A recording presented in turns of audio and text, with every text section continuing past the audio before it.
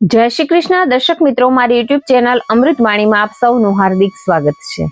આજે આપણે આ વિડીયોમાં સાંભળીશું વેદવ્યાસ રચિત હરિવંશ પુરાણની કથા। આ હરિવંશ પુરાણ નિત્ય સાંભળવાથી શ્રેષ્ઠ સંતાનની પ્રાપ્તિ થાય છે। એ ઉપરાંત ધન, વૈભવ, દીર્ઘાયુ, આરોગ્ય, ઉત્તમ ભાગ્ય, સન્માન, યશ, કીર્તિ અને ગૌરવ મેળવે છે। હરિવંશ પુરાણનું શ્રવણ કરી મનુષ્ય 10 આગલા અને 10 પાછલા સર્વે પિતૃઓનો ઉદ્ધાર કરે છે, જેના શ્રવણ માત્રથી મનુષ્ય સર્વે પાપોમાંથી મુક્ત થાય છે। પુત્ર વિનાના ને પુત્ર, નિર્ધન ને ધનની પ્રાપ્તિ થાય છે। નરમેઘ અને યશ્વમેઘ યજ્ઞો કરવાથી મનુષ્યને જે ફળની પ્રાપ્તિ થાય છે તેને તે પામે છે। હરિવંશ પુરાણ બહુ મોટું હોવાથી તેને આપણે વિભાગોમાં વિભાજિત કરીશું। જો આપને મારો વિડીયો પસંદ આવે તો ચેનલને લાઈક, શેર અને સબસ્ક્રાઇબ કરો, જેથી નવા આવનારા વિડીયોના નોટિફિકેશન તમને મળતા રહે અને મારા વિડીયો આપ સુધી તુરંત પહોંચી શકે। ધન્યવાદ। ભાગ 11 ની અંદર સાંભળીશું દાનવ કેશીનો વિનાશ ને નારદનો સંદેશ, વૃંદાવનમાં અક્રૂરનું ગમન, મલ્લયુદ્ધની તૈયારી અને કંસનો વધની કથા સાંભળીશું। હે રાજન, ત્યારબાદ કંસ સભા દરખાસ્ત કરીને પોતાના નિવાસમાં ચાલ્યો ગયો। યાદવો બધા કંસનું અશુભ ભાવી ભાગતા નિશાસા નાખીને પોતપોતાના નિવાસે ગયા। અક્રૂરજીને વૃંદાવન મોકલતા પહેલા કંસ પોતાના એક સેવક કેશીને કૃષ્ણનો વિનાશ કરવા માટે મોકલ્યો હતો। કેશી તો અશ્વરૂપ ધારણ કરનાર ક્રોધી અને પરાક્રમી દુષ્ટ દૈત્ય હતો। દૂત મારફત કંસની આજ્ઞા સુણીને કેશી વૃંદાવનમાં ગયો અને ત્યાં પહોંચીને દૈત્ય ગોવાળોને અતિ પીડા આપવા લાગ્યો। તે નિરંકુશ બનીને મનુષ્યનું માંસ ખાતા ભારે નિકંદન કરતો હતો। તે મદોન્મત બનીને ગોવાળિયા સહિત ગાયોને મારી નાખતો અને તેનું માંસ આરોગતો। તે અશ્વરૂપધારી દુષ્ટાત્મા દાનવ કેશી જ્યાં જ્યાં જતો ત્યાં વનનો તે ભાગ સ્મશાન બની જતો હતો। તે સ્થળે મનુષ્યના હાડકા તથા માંસ જ્યાં વેરાયેલા દેખાતા હતા, તે અશ્વધારી કેશી પોતાની ખરીથી ધરતીને ખોદીને વૃક્ષોને પાડી નાખતો હતો। તે દાનવે અસંખ્ય ગોવાળોને મારી નાખીને તે વનને નિર્જન કરી નાખ્યો। કેશી વૃંદાવનમાં આવી પહોંચ્યો। તેને જોતા જ ગોવાળો અહીં તહીં રક્ષણ શોધવા છુપાવા લાગ્યા અને સૌ કૃષ્ણના શરણે આવ્યા। તેમના વલોપાત અને રુદનથી કૃષ્ણ પણ ક્ષોભ પામ્યા। સૌને અભય વચન આપીને તેઓ કેશીની સામે દોડ્યા। અસ્વરૂપધારી કેશી પણ ઉગ્ર ક્રોધ ધારણ કરીને શ્રી કૃષ્ણને મારી નાખવાને સામે દોડ્યો। દૈત્યને પોતાના તરફ ઘસી આવતો જોઈને કૃષ્ણ પણ મજબૂત ઈરાદાથી તેની તરફ ઘસ્યા। ત્યારે ગોવાળો કહેવા લાગ્યા કે હે કૃષ્ણ, તમે તો હજી નાના બાળક છો। આ કેશી તો દુરાત્મા અશ્વરૂપે રહેલો છે। એવા અધમ સામે આવે ત્યારે અવિચારી એવું સાહસ કરવું યોગ્ય નથી। તે કંસ જેવો જ વિનાશક દૈત્ય છે। આ દાનવોનો યુદ્ધમાં મુકાબલો કરી શકનાર જગમાં બીજો કોઈ નથી। તે કોઈનાથી વધ ન થઈ શકે તેવો ભયાનક દૈત્ય છે। ગોવાળોની આવી ડાહ શિખામણ છતાં કૃષ્ણ તો કેશી સાથે યુદ્ધ કરવાને તૈયાર થયા। ત્યાં તો ડાબે જમણે ગોળ ગોળ ફરતો ક્રોધિત કેશી પગોથી લાતો મારીને વૃક્ષોને પાડવા લાગ્યો। કેશી અશ્વના મુખમાં ફીણ નીકળવા લાગ્યા અને એ ફીણને હણહણાટ કરીને શ્રી કૃષ્ણને ભીંજવી નાખ્યા। આમ લડી લેવાના મૂડમાં કેશી લાંબા ડગ ભરતો કૃષ્ણ ઉપર ઘસી આવ્યો। કેશી અશ્વ અને કૃષ્ણ વચ્ચે ભયાનક યુદ્ધ જામ્યું। કેશી અશ્વે આગલા 2 પગ ઊંચા કરીને કૃષ્ણની છાતીમાં લાતો મારી અને પડખામાં પ્રહારો કરવા માંડ્યા। પછી પોતાના તીક્ષ્ણ દાંતો કૃષ્ણના ખભામાં ભરાવીને બચકું ભર્યું। ત્યારે શ્રી કૃષ્ણ અતિ ક્રોધિત થઈને તે ઘમંડી દૈત્યના મુખમાં પોતાનો હાથ નાખીને તેને પકડી લીધો હતો। કૃષ્ણના હાથને ચાવીને પૂરેપૂરા કરવાને કેશી દૈત્ય અશક્ત થયો। તેના દાંતો જડબામાંથી ઉખડી ગયા અને લોહીની ઉલટી કરવા લાગ્યો। તેના હોઠ અને જડબાના 2 ભાગ થઈ ગયા। આંખો બહાર આવી। અંતે તે દાનવ હણાઈને ગોળ ગોળ ફરતો ચેતનાહીન થઈને ધરતી ઉપર ઢળી પડ્યો। આમ કેશી અતિ શાંત થઈને સંપૂર્ણ શાંત થયો। ત્યારે અચાનક જ મહાન કાર્ય કરનાર શ્રી કૃષ્ણ પોતાના બંને હાથ લાંબા કરીને બળપૂર્વક તેના દેહને 2 ફાડ્યા કરી નાખ્યા। ત્યારે ભયાનક દૈત્ય ભયાનક ચીસો પાડવા લાગ્યો અને તેના શરીરના 2 ફાડિયા જમીન ઉપર ઢોળાતા હતા। કેશીના જડબાથી શ્રી કૃષ્ણનો હાથ ઘાયલ થયો હતો। આમ યુદ્ધમાં કેશી દાનવનો સંહાર કરીને શ્રી કૃષ્ણ ઊભા ઊભા મધુર હાસ્ય રેલાવી રહ્યા હતા। ગોવાળો સૌ આનંદિત થઈ ઉઠ્યા અને શ્રી કૃષ્ણની પૂજા અર્ચના કરતા કરતા કહેવા લાગ્યા કે હે શ્રી કૃષ્ણ, લોકોને કાંટા જેવા ચાલતા આ પીડારૂપી દાનવને હણીને તમે વૃંદાવનને ભયમુક્ત કર્યું છે. પશુઓ અને માનવીને રહેવા લાયક બનાવ્યું છે.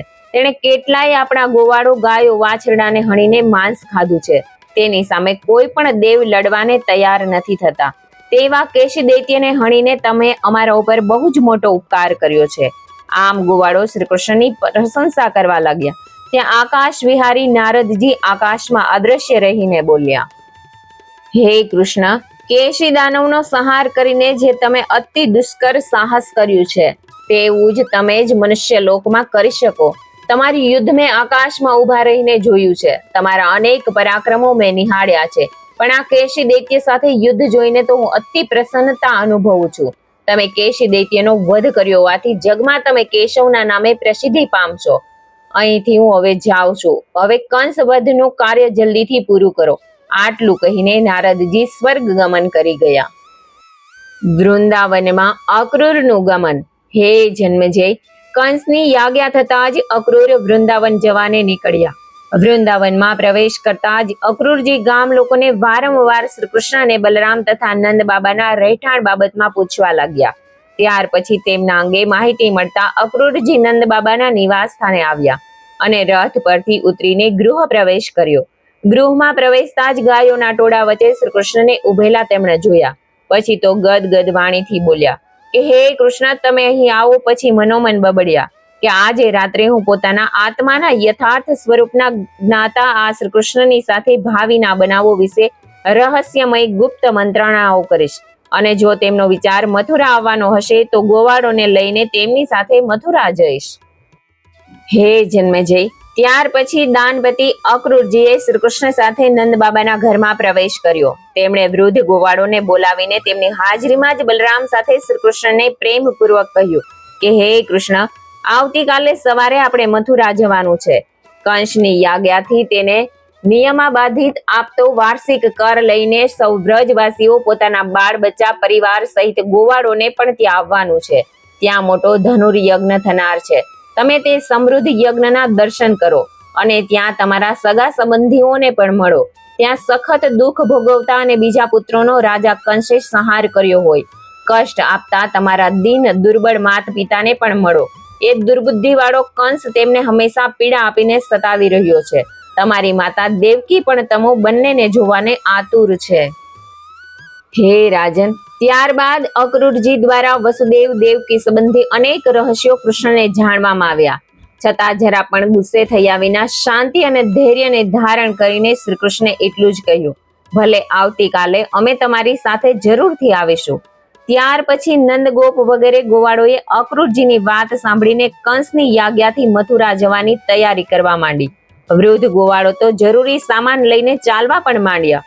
શ્રી કૃષ્ણ બલરામે આખી રાત જાગીને અક્રૂરજી સાથે વાતો કર્યા. પછી આમ આખી રાત પસાર થઈ ગઈ અને નિર્મળ પ્રભાત થયું હતું.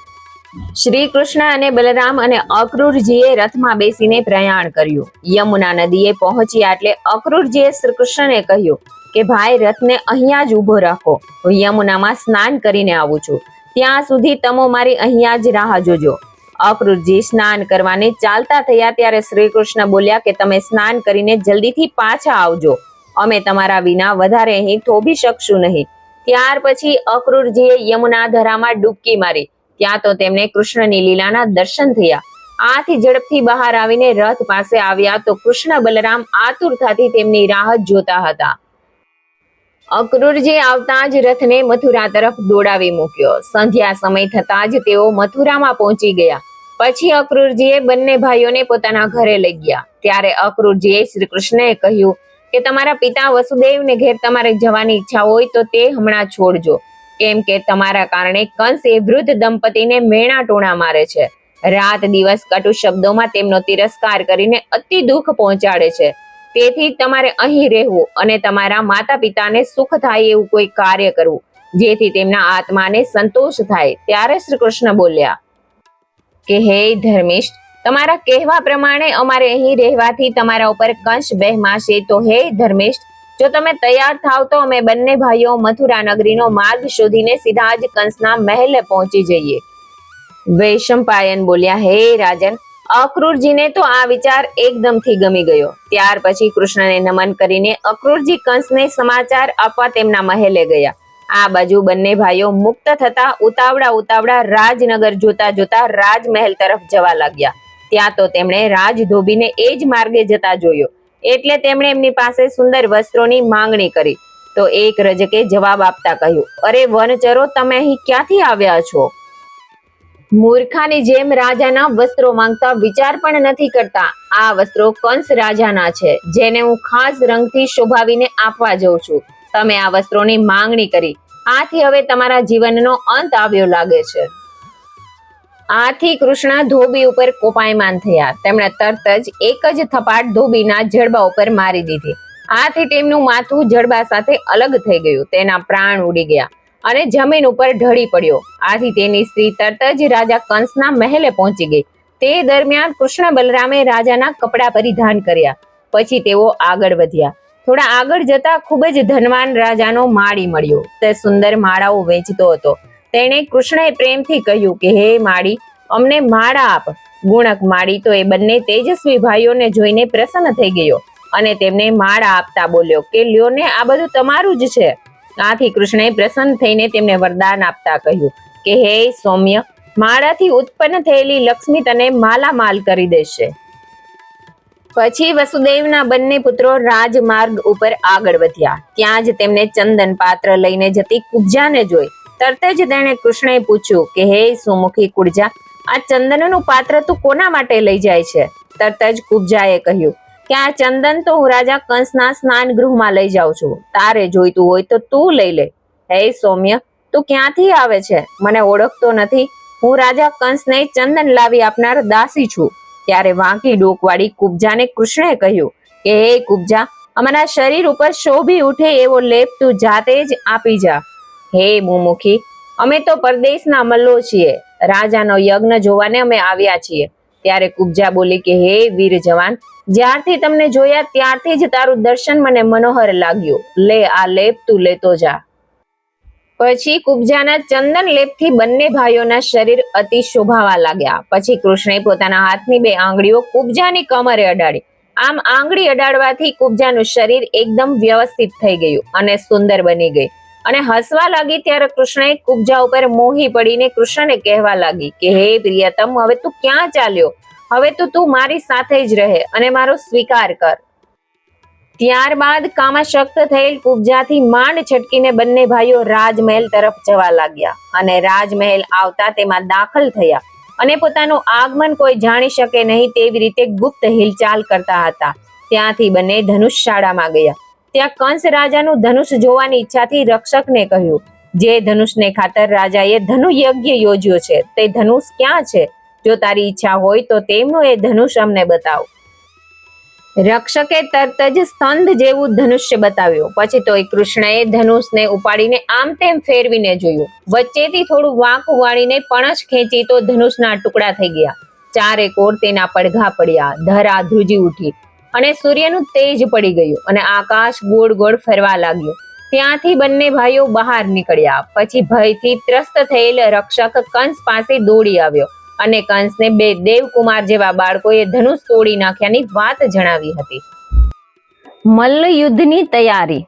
હે જન્મેજય, ભોજ વંશની વૃદ્ધિ કરનાર રાજા કંસ ધનુષના ભાંગવા પર વિચાર કરતા મનમાં ને મનમાં ખીન થઈ ગયો. તે શૂન્ય મનસ્ક બન્યો. એ બનાવથી ચિંતાતુર રહેવા લાગ્યો. કંસ વિચારતો હતો કે અરે, મારી આવડી મોટી સેનાની અવગણના કરીને આ બાળકે તેમની હાજરીમાં જ મારા મોટા ધનુષને તોડી નાખ્યું અને હેમખેમ પાછો પણ ચાલ્યો ગયો. આ એ જ બાળક છે જે તે જન્મતા જ હણવાથી લોકનિંદાને પાત્ર બાળ હત્યાનું દારૂણ કર્મ મેં આચર્યું અને મારી બહેનના 6 પરાક્રમી પુત્રોને મેં હણ્યા. જેને મેં મારી નાખવા ધાર્યો હતો તે તો હજી જીવંત છે. ખરેખર પુરુષના પ્રયત્નનું દેવ આગળ કંઈ જ ચાલતું નથી. ખરેખર નારદજીના કહેલા વચન પ્રમાણે મારા મરણની ઘડી હવે નજીક આવી જણાય છે. આમ વિચાર અને ચિંતા કરતો કંસ પોતાના મહેલમાંથી બહાર નીકળી ધનુર્યજ્ઞની રંગશાળામાં ગયો અને પ્રેક્ષકોની બેઠક વ્યવસ્થા નિહાળવા લાગ્યો અને તેની સર્વ વ્યવસ્થા નિહાળીને તેને આનંદ થયો. ત્યાર પછી પોતાના સેવકોને સાવચેત રહેવાનું કહીને પોતાના મહેલમાં પાછો આવ્યો. અને પોતાના બંને મલ્લોને બોલાવ્યા અને કહ્યું કે ચાણૂર અને મુષ્ટિક મલ્લો, તમે ચારેય દિશામાં પ્રખ્યાત થયેલા એવા મારા માનીતા મલ્લો છો. તમારું સર્વત્ર સન્માન પણ થાય છે. હવે તમારે મારું એક અગત્યનું કામ કરવાનું છે. પેલા બે કૃષ્ણ અને બલરામ નામના વનચર ગોવાળો ગોકુળમાં ઉછરેલા છે. તેઓ બાળકો હોવા છતાં બહુ જ બહાદુર છે. ગમે તેવું ભયંકર કામ તેઓ રમતા રમતા કરી નાખે છે. જ્યારે બંને બાળકો તમારી સાથે મલ્લયુદ્ધમાં ઉતરે ત્યારે બંનેને ભોંય ઉપર પટકીને મારી નાખવાના છે. બંને બાળક હોવા છતાં ચપળ અને હોશિયાર પણ છે. તેમને મલ્લ કુસ્તીનું વિદ્યાનું જ્ઞાન નથી, માટે તેમના વધ માટે જરાય બેદરકાર રહેતા નહીં.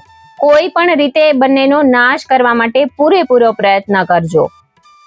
ત્યાર પછી મલ્લો કંસને હૈયાધારણ આપતા બોલ્યા, હે રાજન, જો એ બંને ગોવાળિયા અખાડામાં અમારી સામે ઉભા થયા કે તરત જ મર્યા જ સમજો. અરે પ્રેત રૂપ બન્યા જ સમજો. ક્રોધથી લાલચોળ થયેલા એવા અમારી સમક્ષ જો કાળપાસમાં સપડાયેલા એ વનચરો મલ્લયુદ્ધ કરશે તો અમે તેમનો કચ્ચર ઘાણ કાઢી નાખીશું અને યમ સદન પહોંચાડી દઈશું. આમ કહીને બંને મલ્લો ગર્વથી ફૂલાતા પોતાના નિવાસે ગયા. ત્યાર પછી રાજા કંસે હાથીખાનાના ઉપરી મહાવતને બોલાવીને કહ્યું, રંગશાળાના દ્વારે કુવલિયાપીડ હાથીને ખડે પગે રાખજો. કુવલિયાપીડ બળવાન, મદ જરતા ચપળ નેત્રવાળો છે અને મનુષ્ય પ્રત્યે ક્રોધિત રહેનારો છે. પેલા બંને બાળકો રંગસભાના દ્વારે આવે કે તરત જ તેમના તરફ હાથીને છૂટો મૂકી દેવો.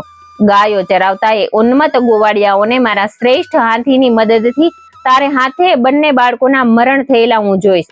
ત્યારે જ મને અતિ આનંદ થશે, સંતોષ થશે. આમ પણ બંને બાળકો બચી જશે તો મલ્લયુદ્ધમાં જરૂર હણાશે અને કદાચ તેમાંથી પણ બચી ગયા તો મારા હાથે જીવતા નહીં રહે. મહાવતને યાજ્ઞા કરીને કંસ પોતાના શયનખંડમાં ચાલ્યો ગયો. હે જન્મેજય, એ દિવસ તો પૂરો થયા પછી બીજા દિવસે મલ્લયુદ્ધ જોવા માટે આતુર બનેલા નગરજનો રંગ મંડપમાં ભરચક ભરાઈ ગયા. ક્યાંય બેઠક ખાલી રહી નહીં. ત્યાં જ એક અવાજે પૂરા રંગ મંડપમાં સન્નાટો ફેલાવી દીધો.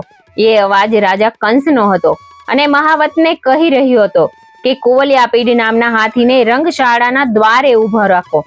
આમ કહીને રાજા કંસ પોતાના રંગ મંડપમાં પહોંચી ગયા. રાજા કંસ પોતાના માટે ખાસ તૈયાર કરાવેલ સિંહાસન ઉપર બિરાજ્યો. કંસે શ્વેત વસ્ત્ર પરિધાન કરેલા હતા અને સુંદર દેખાઈ રહ્યો હતો. ત્યાર પછી ચકચકિત વસ્ત્રો પહેરેલા મલ્લોએ રંગભૂમિમાં પ્રવેશ કર્યો અને અખાડામાં આવીને ઉભા રહ્યા. એટલામાં વસુદેવના બંને કુમારો બંને બાહુઓ પર તાલ દેતા દેતા હરખાતા રંગસભાના દ્વારે આવ્યા. બંને કુમારોએ ગોવાળોનો વેશ પરિધાન કર્યો હતો. બંને જણા યમ જેવા દેખાતા હતા.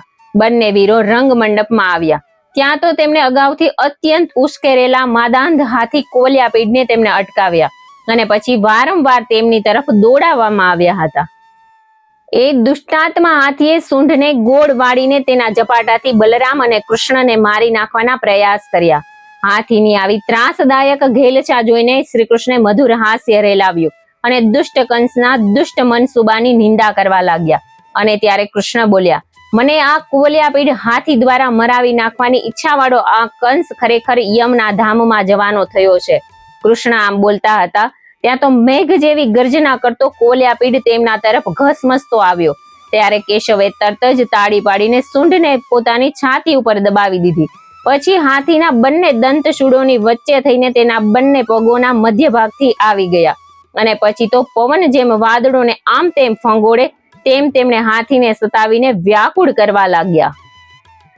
હાથી આકુળ વ્યાકુળ થયો. કૃષ્ણને હણવાને અશક્ત થયો. વળી પોતાના ગાત્રો વારંવાર ચૂંથાવાને કારણે ભયંકર ચીસો પાડવા લાગ્યો.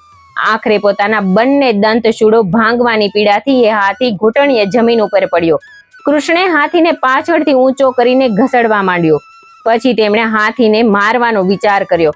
તરત જ તેમણે હાથીના કુંભસ્થળ પર પોતાના બે પગ મૂકીને પોતાના જ વજ્ર સમાન દંતશૂળોથી ઉપરા ઉપરી પ્રહાર થતો મરવા જેવો થઈ ગયો.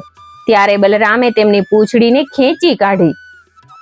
આથી તે યમ સદન પહોંચી ગયો. ત્યાં તો મહાવતે હુમલો કર્યો, પણ કૃષ્ણે હાથીના દંતશૂળનો પ્રહાર કરતા જ મહાવત હણાયો. ત્યાર પછી બીજા રખેવાળો હથિયારો લઈને આવતા બંને ભાઈઓએ બહાદુરી પૂર્વક તેમને પણ હણી નાખ્યા. આ સમયે વૃષ્ટિ, અંધક અને ભોજવંશી યાદવોએ વનમાળા ધારણ કરેલ બલરામ તથા કૃષ્ણને જોયા. તે બંનેએ હર્ષથી ગર્જના કરી, બાહુઓ થપથપાવ્યા અને સૌ પ્રેક્ષકોને ખુશ ખુશ કરી નાખ્યા. કંસનો વધ. હે જન્મેજય, કૃષ્ણ પોતાના મોટા ભાઈ બલરામને આગળ કરીને વેગપૂર્વક રંગ મંડપમાં ગયા. તેઓ કુવલ્યાપૈડના દંતશૂળથી ઘાયલ થયા હતા, છતાં સિંહ ગર્જના કરતા મલ્લ યુદ્ધ માટે પોતાના બાહુઓને થાબડતા આયુધ તરીકે દંતશૂળને લઈને ઝડપથી રંગ મંડપમાં આવતા દેવકી પુત્ર શ્રી કૃષ્ણને કંસે જોયા અને અતિ ખિન્ન મુખે ઉગ્રતાથી તેની સામે જોયું અને સિંહનાદ કરતા કૃષ્ણએ રંગ મંડપના થાંભલાને ખડભડાવી મૂક્યા. લોકો હર્ષની કિક્યારીઓ કરીને તેમને વધાવ્યા. કપટી કંસે ત્યારે ચારુણને અંધ બનાવીને કૃષ્ણ સાથે યુદ્ધ કરવાની અને મુષ્ટિકને બલરામ સાથે આમ ગોઠવણી કરીને બંને મલ્લો કુમારો સાથે મલ્લ યુદ્ધ કરવાને તૈયાર થયા હતા. ત્યારે યાદવો બોલ્યા કે મલ્લ યુદ્ધમાં મોટા સાથે મોટો જ મલ્લ હોવો જોઈએ, જ્યારે કૃષ્ણ તો હજી બાળક છે, તેની સામે ચાણૂરને યુદ્ધ કરવાની યોગ્યતા જરા પણ નથી. ત્યારે કૃષ્ણ બોલ્યા કે હું તો બાળક છું અને આ મહામલ્લ પર્વત જેવો દેખાય છે, તો પણ હું તેમની સાથે મલ્લ યુદ્ધ કરવાને તૈયાર છું. હું પોતે તો મલ્લ યુદ્ધના નિયમોને ભંગ કરીશ નહીં. બાહુ યુદ્ધ અંતરના ભેદભાવ વિનાનું હોવું જોઈએ. પણ આ ચાણૂર તો કંસની યાજ્ઞાથી પ્રેરાઈને મને મારી નાખવા માટે કુસ્તી લડવાને તૈયાર થયો છે. છતાં હું ચાણૂરનો સંહાર કરીશ, સૌને સંતોષ આપીશ. તેણે ઘણા મલ્લોને ચિતકાર્યા પછી મારી નાખ્યા છે અને નિયમોને દૂષિત કર્યા છે. આ પ્રમાણે શ્રી કૃષ્ણ યાદવોને કહેતા હતા. ત્યારે જાણે કે વનમાં બે હાથી એકાએક લડી પડ્યા હોય તેવું ચાણૂર અને કૃષ્ણ વચ્ચે ભયંકર યુદ્ધ ચાલુ થયું અને મલ્લવિદ્યાના અવનવા દાવો ચાણૂર કૃષ્ણ ઉપર અજમાવા લાગ્યો. આમને સામને બાથમબાથી કરતા હોય તેવો જાણે દેખાવ થઈ રહ્યો. પરસ્પરને હાથોથી ઝાપટો લગાવીને એકબીજાના માથા ભટકાડતા અનેરું યુદ્ધ શરૂ થયું. આ જોઈને કંસના મોં ઉપર પરસેવાના રેલા રેલાયા. મુંજાઈને ઈશારતથી વાદ્યો તેણે બંધ કરાવ્યા. તો આકાશમાં દેવો આ યુદ્ધ જોવા આવેલા તેમણે વાદ્યો વગાડવાના શરૂ કર્યા હતા. શ્રી કૃષ્ણે યુદ્ધની અનેક લીલાઓ આચરી. પ્રેક્ષકોને પણ દુષ્ટ કંસના મૃત્યુનો અણસાર આવી ગયો. શ્રી કૃષ્ણે ચાણૂરનું સઘળું બળ હરી લીધું. ધરતી ધ્રુજવા લાગી, માચડાઓ હલબલી ઉઠ્યા અને પછી તો જેનું આયુ ખૂટ્યું હતું તે ચાણૂરને કૃષ્ણે હાથથી નીચો નમાવ્યો, તેની છાતી ઉપર પગથી પ્રહાર કર્યો અને મસ્તક ઉપર મૂકો લગાવ્યો. પરિણામે રુધિરના પ્રવાહ સાથે ચાણૂરની બંને આંખો બહાર આવી ગઈ. બહાર આવી ગયેલા ડોળા સહિત ચાણૂર મલ્લના જીવનનો અંત આવતા નિર્જીવ થઈને રંગમંચની વચ્ચે પડ્યો ત્યારે સમગ્ર રંગ મંડપ સ્તબ્ધ થઈ ગયો હતો. બળાભિમાની ચાણૂર માર્યો જતા બલરામે મુષ્ટિકને પકડ્યો અને તેની સાથે ક્યાંય સુધી યુદ્ધ કરીને તેને અનેક કળાનો પરચો બતાવ્યો. ત્યાર પછી બલરામે એક મુઠ્ઠી પ્રહાર કરતા તેના મસ્તક ઉપર કર્યો. તરત જ તેનું માથું ધડથી અલગ થયું અને તે મરણ પામીને ભૂ ઉપર પછડાયો હતો. આમ ચાણૂર, મુષ્ટિક અને અન્ય મલ્લો રામ શરણ થતા કૃષ્ણ બલરામની આંખો રાતી ચોળ થઈ અને પ્રચંડ ગર્જના કરીને મલ્લયુદ્ધ જોઈને ભયથી ધ્રુજી ઉઠેલા નંદગોપ અને ગોવાળો જે પ્રેક્ષકો રૂપે ઉભેલા હતા તે સૌ સ્તબ્ધ થઈ ગયા. દેવકી માતાની આંખોમાંથી હર્ષના આંસુ રેલાવા માંડ્યા. તેમના સ્તનમાંથી દૂધની ધારા વહેવા માંડી. તે તો એકીટસે કૃષ્ણની સામે જ જોઈ રહ્યા. કૃષ્ણ દર્શનથી વૃદ્ધ વસુદેવને પણ જાણે યુવાનીનો જોમ આવી ગયો. શ્રી કૃષ્ણનો વિજય થયેલો જોઈને કંસનો ચહેરો રાતો પીળો થઈ ગયો હતો અને મુખ ઉપરથી પરસેવાના રેલા ઉતરવા લાગ્યા. કૃષ્ણ પ્રત્યે કંસે જે કઠોરતા વ્યક્ત કરતો હતો તે જ તેમનો ભ્રમ હતો અને માનસિક આગે કંસના હૃદયને બાળવાનું શરૂ કરી દીધું હતું.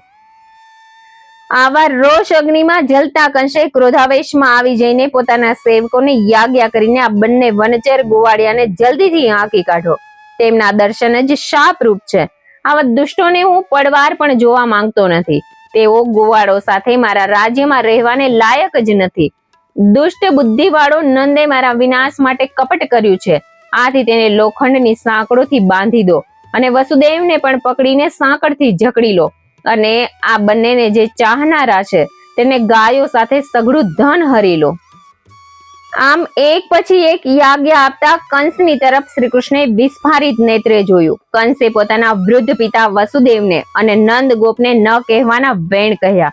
તેથી જ્ઞાતિ બંધુઓની વ્યથા સમજતા અને માતા દેવકીને મૂર્છિત થયેલા જોઈને શ્રી કૃષ્ણ કંસ ઉપર ક્રોધે ભરાયા. જન્મથી જ અતિ સત્ય પરાક્રમી કેશવે કંસનો નાશ કરવા માટે તેના સિંહાસન ઉપર ચડી જવાની ઈચ્છાથી અખાડાની વચમાંથી જ સિંહની જેમ છલાંગ મારીને વેગપૂર્વક બહાર કૂદકો માર્યો.